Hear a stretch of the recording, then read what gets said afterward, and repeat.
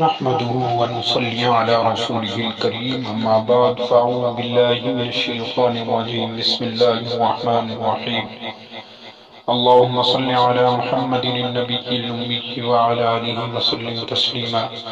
معزز سامعین گرامی، آج کی ویڈیو میں ہم آپ کو قرآن حکیم اور فرقان حمید کی اہمیت کے بارے میں بتائیں گے۔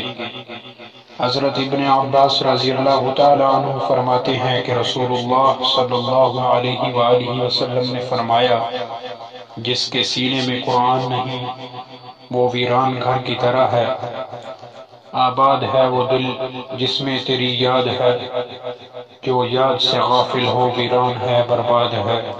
حضرت ابو ہریرہ رضی اللہ تعالی عنہ سے روایت ہے، وہ فرماتے ہیں کہ رسول اللہ صلی اللہ علیہ وآلہ وسلم نے فرمایا، اپنے گھروں کو قبرستان نہ بناؤ، شیطان اس گھر سے بھاگتا ہے جس میں سورہ بقر پڑھی جائے۔ جہاں قرآن نہ پڑھا جائے وہ گھر قبرستان کی طرح ہے، اور جس سینہ میں قرآن نہ ہو وہ ویران گھر کی طرح ہے۔ آئیے عہد کریں کہ ہم قرآن مقدس کی تلاوت اور اس پر عمل کریں گے۔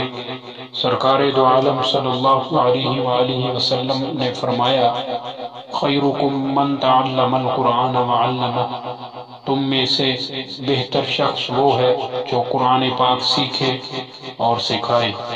اللہ پاک سے دعا ہے کہ اللہ رب العزت ہمیں اس پر عمل کرنے کی توفیق عطا فرمائے۔ وما علینا الا البلاغ المبین۔